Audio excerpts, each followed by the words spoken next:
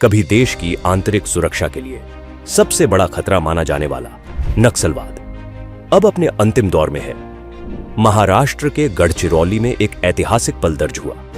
CPI माओवादी की polit bureau के वरिष्ठ नेता मल्लोजुला वेणुगोपाल राव उर्फ सोनू ने अपने 60 साथियों के साथ आत्मसमर्पण कर दिया। सोनू पर 1 करोड़ रुपए का इनाम था। आज उनके हथियार डालने से अबूझमाड़ और गढ़चिरौली जैसे इलाकों में नक्सलियों की कमर टूट गई है। सोनू ने अपने साथियों को पत्र लिखकर कहा, हमने जो रास्ता चुना वह पूरी तरह गलत था। अब हमें हथियार छोड़कर मुख्य धारा में लौटना होगा। यह सिर्फ आत्मसमर्पण नहीं बल्कि सरकार की ठोस रणनीति की जीत है। गृह मंत्री अमित शाह के नेतृत्व में चल रहे संयुक्त सुरक्षा अभियान और विकास योजनाओं ने नक्सलवाद की कमर तोड़कर रख दिया। सोनू छत्तीसगढ़ में कई नक्सली घटनाओं में शामिल था।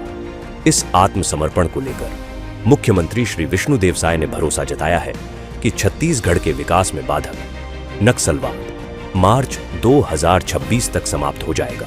पूरा देश को मालूम है कि नक्सलवाद के साथ हमारे जवान मजबूती के साथ लड़ाई लड़ रहे हैं और लगातार सफलता भी मिल रही है।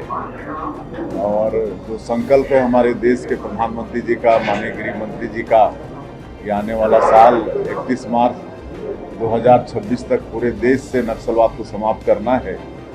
और मुझे पूरा भरोसा है कि उनका संकल्प पूरा होगा और जो छत्तीसगढ़ के विकास में एक बहुत बड़ा बाधक ये जो नक्सलवाद है ये समाप्त होगा तो पूरे छत्तीसगढ़ में और विशेषकर बस्तर के क्षेत्रों में तेजी से विकास होगा। 2010 की तुलना में 2024 तक नक्सली हिंसा में 81% और मौतों में 85% की कमी आई है।